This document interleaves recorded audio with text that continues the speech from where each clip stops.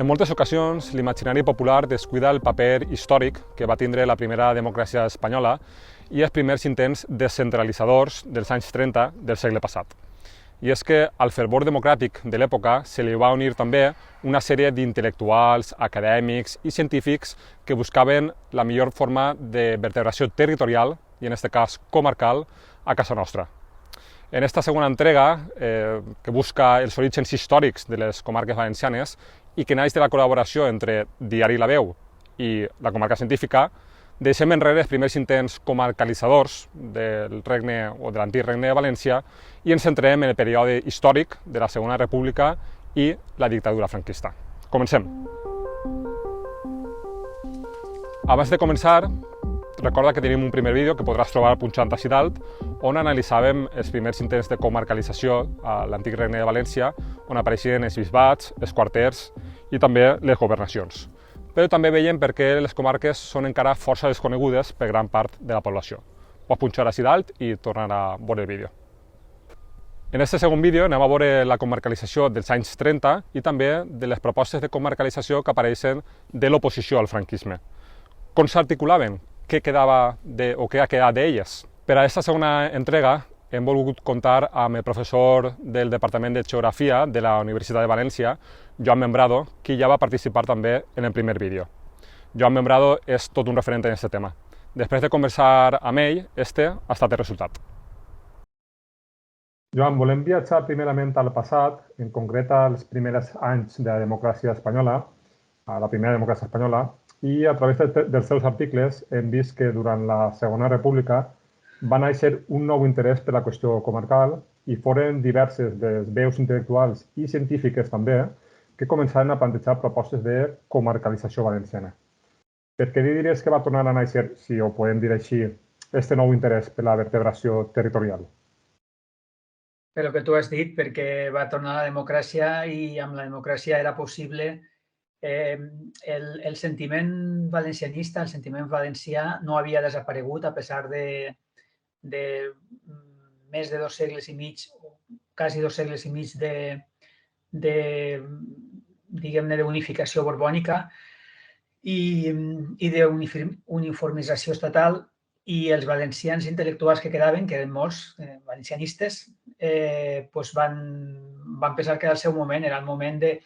Igual que van recuperar, o com a mínim van posar en valor, van difondre el terme País Valencià d'una manera estesa per primera vegada, també van ser en aquest moment quan se van posar en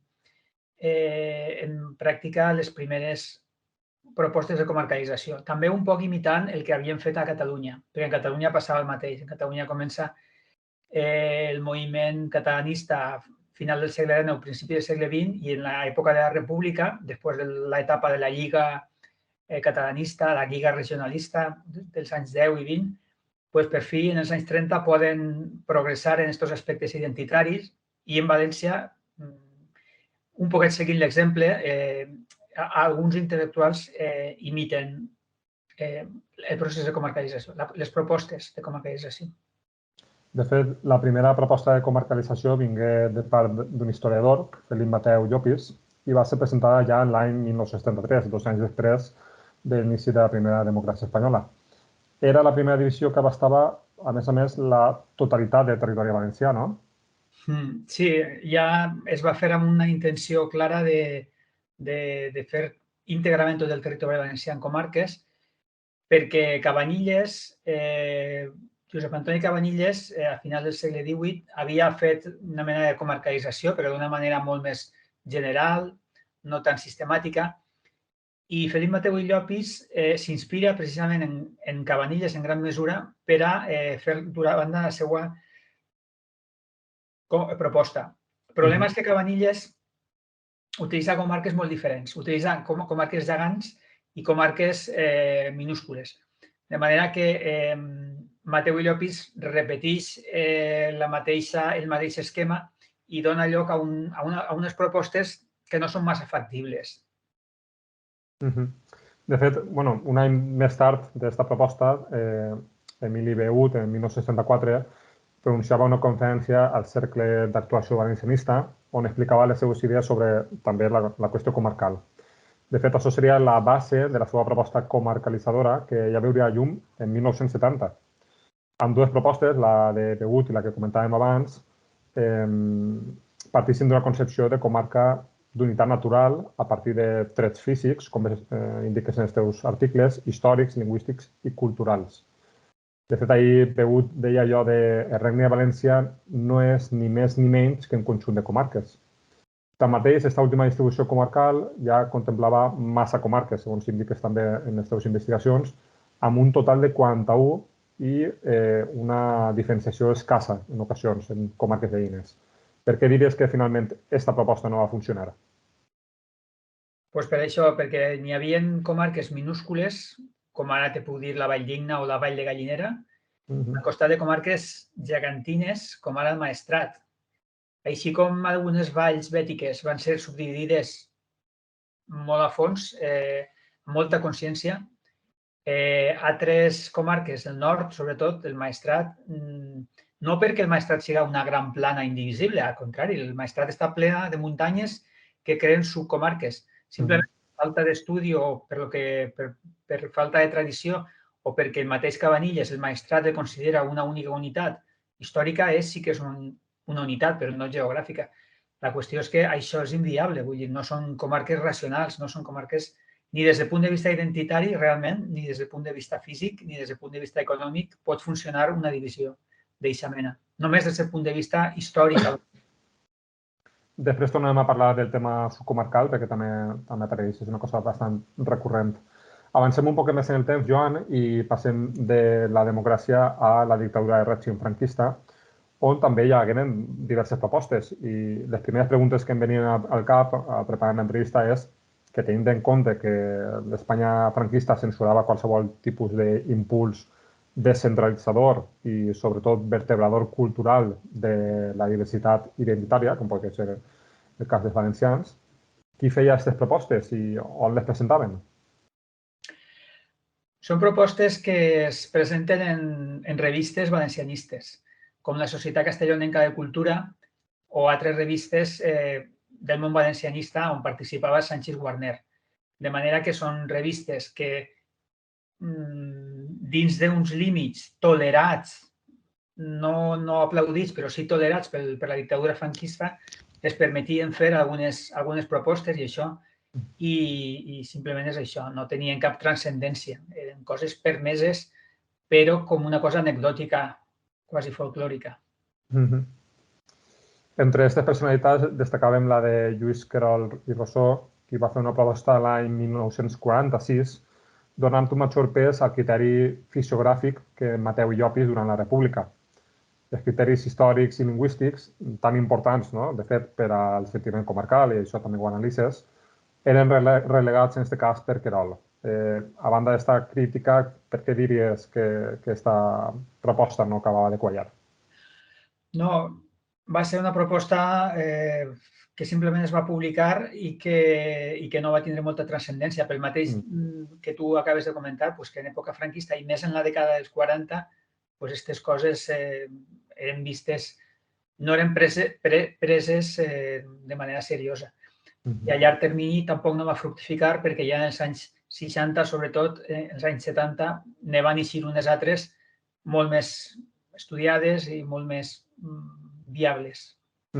Ara parlem també d'això, a poc, i a banda del que comentàvem, no? La importància que té no només els trets fisiogràfics i geogràfics com a ciències naturals, sinó també el fet de la llengua, la cultura compartida i tots aquests trets que poden vertebrar realment un territori. Anys més tard, ja l'historiador Manuel Sánchez Guarner, que comentaves abans, tant en 1950 com en 1968, definia 30 comarques i quasi un centenar de subcomarques, que dèiem abans. En aquests casos hi ha una gran barreja de criteris i al teu article, l'ordenació territorial del País Valencià, evolució i perspectives actuals, el cas del Baix Vinalopó, dius que trenca l'homogeneïtat física, humana i econòmica. A què te referies?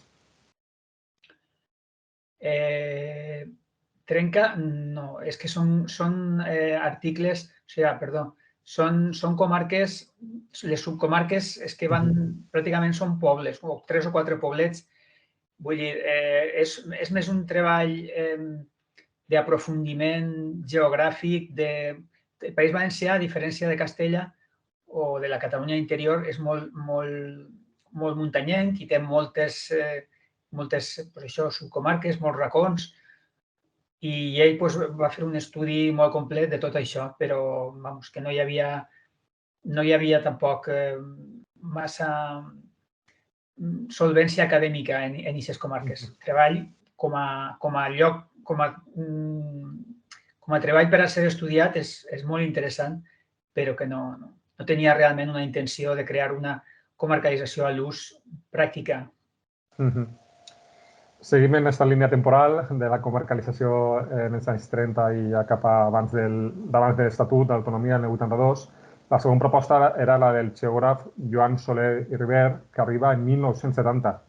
Es tracta d'una de les més destacables, ja que comptava, com bé dius en el teu article, amb un gran suport intel·lectual, així com d'institucions públiques i privades. De fet, una de les qüestions que destaques a l'article que hem citat abans és que Joan Soler ja va preveure en certa mesura el problema de la nomenclatura com allò que comentàvem al primer vídeo, de la concepció d'alacantins per un lloc, valencians per un altre i castellonencs per un altre, precisament també pel nom de Comunitat Valenciana, que no acaba d'integrar a tots a la identitat de conjunt, que comentava també Andreu en l'anterior vídeo. En aquest cas, Soler evita normalment els noms de la comarca, com és el cas del Baix Segura, que no li diu l'Horta d'Oriola, o l'Alt Palància, que no és el Vall de Sogorb. Però no sempre. També apareixen altres comarques, com l'Alcoià, l'Alacantí i la Foia de Bunyol, que sí que tenen el nom de la capital. Amb tot, per què diries que aquesta proposta va ser tan àmpliament acceptada i avalada per tanta gent? A veure, la va signar Joan Soler, que no sé si era geògraf en aquests moments que has comentat tu, però era un militar català. I per què tant d'èxit? Doncs perquè és una proposta a la qual que rep el suport dels intel·lectuals valencians del tardofranquisme, encapçalats per Joan Fuster, Max Kanner i tot el conjunt d'intel·lectuals que sorgeix en aquest moment en el tardofranquisme. Té el suport de la Gran Enciclopèdia Catalana, té el suport de la Gran Enciclopèdia de la Regió Valenciana, té el suport de la universitat, de manera que ja això és un projecte ja seriós en el qual ja se preveu que això ha de funcionar a la llarga i que el País Valencià ha de funcionar a partir de les comarques, no de les províncies. I té algunes coses positives, com per exemple el que tu has dit, el recel que provoca entre els que no són de la capital de la comarca, que la comarca es diga com la capital. Això no pot evitar-ho en l'Alcoià ni en l'Alacantí, perquè estan massa menjats, no hi havia manera d'evitar el nom. Però sí que a Foia de Bunyol, per cert, sí que la capital la posa en Xiva, justament per a compensar. A Foia de Bunyol, capital Xiva, la Plana d'Utiel, capital Requena, la Vall d'Albaida, capital Ontinyent, la Canal de Navarrés, capital Enguera. Per tant, ell ja mira, encara que n'hi hagi el nom d'un poble, que no siga el nom de la capital. I després, sempre que pot, evitar el nom de la comarca, com això tu que has dit, l'Alt Palància, el Baix Segura. En el cas de Morvedre, el que fa és posar el nom antic de Sagunt, històric, i pareix que no siga Sagunt, encara que és Sagunt, Camp de Morvedre. I el Camp de Llíria evita Camp de Llíria, diu Camp de Túria. En el cas de l'Horta de València, es queda en l'Horta. Sí, és hàbil i això fa que la gent se senta més identificada amb la comarca. Però crea problemes, perquè a comarca d'Utiel-Requena, Plana d'Utiel, és de Requena, veuen un nom marcià. Com a mínim, Plana d'Utiel-Requena o Meseta d'Utiel-Requena. Després els d'Utiel diuen, no, de eso nada. Plana d'Utiel. Clar, que al final... sí, la intenció és bona. La part més negativa és que intenta crear comarques uniformes des del punt de vista de la mida. De manera que crec que això, m'ho havies de preguntar més avant, però crea comarques mínimes com de molt poca població, com el Racó d'Ademús o l'Alt Millars, que no són viables perquè són molt xicotetes. Sí, efectivament. Ahir parlarem un poc també del centre que comentava, no? Del centre econòmic de les comarques. Però abans de que passem allí, sí que volia preguntar-te un poc també, i sabent lo difícil, no?, que és encaixar tots els sentiments de pobles i de nuclis poblacionals en cadascuna de les comarques, així sí que de veres que s'intenta amb aquests noms que comentàvem. També parlaves en un article del que podria esdevindre un sentiment, no? Deies que hi ha alguna cosa més en aquesta proposta que la mera demarcació administrativa. I això entra un poc en el que comentàvem d'aspectes sociològics o no només geogràfics des de la part més natural, sinó des de la part més social. Sí, a veure, la comarcalització de Joan Soler es basa en l'economia del carro, com diu el professor Vicenç Rosselló, que és un altre gestor de comarques, ho serà en els anys 80. L'economia del carro és la distància a la qual pots anar en un dia en carro des de la capital comarcal a la resta de pobles. Però, clar, el carro del segle XIX, principi del segle XX, bé, però ja a partir dels anys 70 pues ja no funcionava. El cotxe pots estar a 2, 4, 10 comarques més enllà. Llavors, clar, es queda una mica anquilosada, una mica antiquada per al que vindrà en el futur i el desenvolupament de les infraestructures. Sí, de fet, ahir també una de les cites que fas és precisament a la comarca de l'Almillars, que si no me falla la memòria és la menys poblada, no? I en l'actualitat Cirat, que és la capital, és un nucli poblacional molt reduït i que al mateix temps ha perdut un poc, no? El sentit que se li atorgava del centre comercial comarcal, diguem. Bé, és la comarca menys densament poblada. Crec que la menys poblada és el Racó d'Ademús, però en densitat és l'Almillars. Mira, això és una casualitat. En els anys 70, en l'Alt Millars estan fent la presa d'embassament d'Arenós i tenen el centre logístic, els obrers, el col·loquen en Cirat i es comencen a vindre obrers i obrers i Cirat es multiplica la seva població. Però quan s'acaba la presa se'n van tots i queda Cirat com a capital. Però realment, si coneixes la comarca, l'autèntica capital de l'Alt Millars és a Montanejos. És la ciutat més important, més poblada i que, com a mínim, actualment tindria més sentit. Però el cas de Cirat és això, és un cas molt particular que en aquell moment tenia prosperitat econòmica, però que avui no té cap sentit. Si n'hi ha algun centre comarcal, és Montanejos, això sens dubte. Sí, perquè se passa un poc la idea, la gent que ens estic escoltant, Cirat estem parlant que té poc més de 200 habitants, que és capital de comarca. Avancem, seguim avançant un poc en el temps. En els anys 70, ja acabant el franquisme, apareix la proposta novament d'un geògraf, Antoni López Gómez, i ja després de la mort del dictador, la proposta en 1979 del també geògraf Pere Pérez Puchal, molt semblants els dos, conforme comentaves. De fet, tant una com l'altra establien comarques i subcomarques, tot posant els criteris fisiogràfics per sobre dels socials. Rebé moltes crítiques i, clar, és que novament estem parlant del binomi o el debat entre allò natural i allò social. Al cap i a la fi, els éssers humans, com a éssers socials que som i el nostre comportament regulat o condicionat per l'educació, la cultura o el moment històric en el que vivim, quasi està més condicionat que pel mateix entorn natural, o no? Pot ser que tinguem una discussió així. Són comarques fetes des del Departament de Geografia, en el qual jo participe, per geògrafs físics i on els interessa la divisió comarcal estrictament fisiogràfica. I, clar, té molt d'interès veure els corredors del Maestrat, el primer corredor, el segon corredor, el tercer corredor, el pla de Sant Mateu, el pla de Vinaròs, però que, clar, no funcionen des del punt de vista social, de relacions econòmiques. Les persones, tot i que el paisatge físic és rellevant, va més enllà d'això i no, són estrictament físiques, no poden funcionar. Van rebre crítiques, però com a comarques fisiogràfiques són molt interessants. Jo dono classes de geografia del País Valencià i a mi em ve de meravella per explicar a l'alumnat cada comarca física com funciona i per què està aïllada, quin és el coll que separa aquesta i l'altra comarca, quina vessant hidrogràfica està en esta, quina està en l'altra, els ports, se'n va cap a l'Ebre, el Vall Maestrat se'n va cap a la Mediterrània, bueno, però ja et dic, des d'un punt de vista fisiogràfic funcionen molt bé, només des d'aquest punt de vista. Al final, clar, és un balanç, no? Perquè salvant totes les distàncies, quan el període de la colonització en Àfrica i les fronteres tallades en esquadre de Cartabó, precisament és un gran problema perquè no respecta tampoc cap de les fronteres geogràfiques, diguem, no? I això també fa que el comportament social se pugui alterar. La penúltima proposta comarcal que veiem és la que presentava l'equip d'economistes que conformava Prebasa, Promociones Econòmiques Valencianes S.A., un òrgan dependent de la Caixa d'Estalvis de València.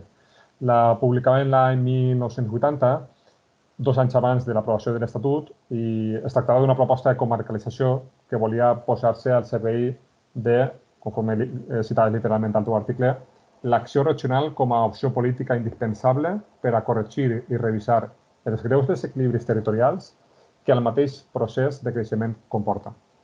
Estos economistes ja no partien d'una comarcalització merament fisiogràfica, que comentàvem abans, sinó que consideraven també les unitats comarcals com a psicològiques i com a espais viscuts pels seus habitants, tal com expliques en l'article. Com a economistes li donaven bastant pes al criteri econòmic i sobretot a 2 variables, que vull que puguem parlar un poc amb tu. L'evolució de la població per una banda, no? Podria ser més a nivell demogràfic, i el nivell de renda per càpita. Per què creus que buscaven aquestes 2 variables? Esta és l'antítesi de les propostes d'Antonio López Gómez i de Pérez Pujat. És obviar completament, pràcticament completament, els criteris físics i optar pels criteris econòmics. Una sèrie d'estadístiques econòmiques a partir de les quals, segons similituds o patrons que se repeteixen, anem a agrupar comarques. És això, l'altra és una comarca més funcional, diguem-ne, però estrictament massa lligada a factors econòmics. També n'hi ha que tenir en compte els factors socials i els factors de pertinença. Per tant, en aquest sentit, la de Joan Soler és més equilibrada, tant que la dels geògrafs físics com la dels economistes de Prebasa. I ha funcionat millor i, de fet, la que nosaltres utilitzem és la de Joan Fuster, actualment, perdó. Bueno, sí, Joan Fuster, Joan Soler, Joan Fuster i Max Kanner. Les comarques actuals es basen en la de Joan Soler, sí. Joan Soler i River. I algun canvi mínim, la Marina Alta hi ha un xicot de canvi, les comarques castellanoparlants, valencianoparlants separades en època de Joan Soler, en alguns casos no se separen, però llevat d'aixòs canvis cosmètics és la mateixa, perquè és la que realment sí que es va concebre com a duradora i és la que actualment és vigent en efectes estadístics. Arribem novament en la línia temporal a l'any 1981, que és un any abans de l'aprovació de l'Estatut, i en aquesta equació trobem una proposta també d'uns economistes, Rivera i Cabrer, veritat, que parlen un poc ara, en aquest cas, d'àrees econòmicament homogènies a partir de variables com el grau d'industrialització i la terciarització. La pregunta que volia fer-te així era en què se diferenciava o si hi havia grans diferències amb la proposta de Prebasa i si tingué algun tipus de recorregut més enllà de la proposta. A veure, Rivera i Cabrer, Bernardí Cabrer, faran propostes molt interessants. Faran propostes en les quals agruparan les xicotetes, les comarques xicotetes, les agruparan amb altres comarques més grans que són realment les que exerceixen de pol d'atracció. L'Alt Millars, Montanejos, més gran, però realment la gent va a Onda o a Castelló. Llavors, ells el que fan és agrupar de manera que les comarques més despoblades estan més castigades, desapareixen i les fica en unitats més grans. És un poc com funcionen les vegueries a Catalunya. Ara, en Catalunya encara que tenen les comarques i els consells comarcals, ells advoquen per la vegueria, que és una territorialització basat en grans unitats econòmiques, de manera que allí només n'hi ha 7 o 8 vegueries. Bernardí Cabrer i l'equip de Ribera i Rosselló també faran una proposta de 12-13 comarques, que avui dia encara se podria acurtar més, i que pretén això, Vinaròs, Baix Maestrat, Esports, Castelló, Plana Alta, Alt Maestrat, Alt Millars, Sagunt i l'Alt Palància, és a dir, grans blocs, de manera que això sí que és, des del punt de vista funcional, molt més tangible, molt més possible, perquè fixa't que ahir sí que n'hi ha un hospital de referència, un jutjat de referència, i allà on hi ha molta població, allà sí que encara perduren les comarques més xicotetes. Per exemple, el Baix Vinalopó, el Baix Segura, l'Alacantí, la Marina Baixa, la Marina Alta, totes aquestes sí que continuen perquè totes tenen hospital, totes tenen jutjat, perquè estan molt poblades. Però en el cas este últim que has mencionat ja és anar cap a el model de vegueria, el model de grans comarques basades en un mínim de població i no de territori. El territori pot ser molt divers, però sí que hi ha un mínim de població que fa saber. En aquest cas parlem de 100.000 habitants quan es va concebre. I clar, 5.000 habitants que té l'Alt Millars ja no pot funcionar. Necessàriament s'ha de lligar a la plana. Una barbaritat de propostes que van anar naixent. En el següent vídeo ja comentarem les que han triomfat o han prosperat ja a partir de l'aprovació de l'Estatut d'Autonomia. I a tall de conclusió, Joan, volíem preguntar-te també per què creus que emergiren tantes propostes durant aquests anys, sobretot del franquisme, de la primera democràcia espanyola, del franquisme, i també prèvia a l'aprovació de l'Estatut. I quin paper van tindre en aquest sentit intel·lectuals valencians de l'època, que ho has comentat breument abans, com seria Joan Fuster, o fins i tot també científics socials com els geògrafs, els historiadors o els economistes? Perquè no hi havia res fet, perquè des de Cabanilles ningú havia fet una proposta. Cabanilles, en les observacions del Reino de València, sí que és un geògraf absolut, botànic, geògraf, que fa un recorregut a peu per totes les muntanyes del Regne de València. No era fàcil en aquell moment, no hi havia comunicacions, passeja totes les muntanyes, totes les comarques, les descriu totes, fa subcomarques. Des d'aquesta època, el segle XIX, és una cosa buida, i és a partir del segle XX, sobretot a partir de la Segona República, quan els intel·lectuals valencians comencen a interessar-se. No hi havia res fet, partint de zero, és normal que cada un llançara la seva pròpia proposta i a base d'errades o a base de crítiques va millorant, se'n fan de noves i se fan tesis, antítesis i després síntesis. I les síntesis, la que més arreplega aquesta síntesi seria la de Joan Solí i Ribert, de la qual segurament parlarem més avant, perquè crec que mereix més explicacions. I el paper dels intel·lectuals valencianistes és crucial. Saben que amb les províncies així no es pot funcionar, no es pot cohesionar nacionalment el sentiment valencià i la comarca és en aquest sentit fonamental. Doncs Joan Membrado, professor de Geografia de la Universitat de València, moltíssimes gràcies per tornar a col·laborar amb Diari de Veu i la Comarca Científica. Moltes gràcies, de veritat. Moltes gràcies.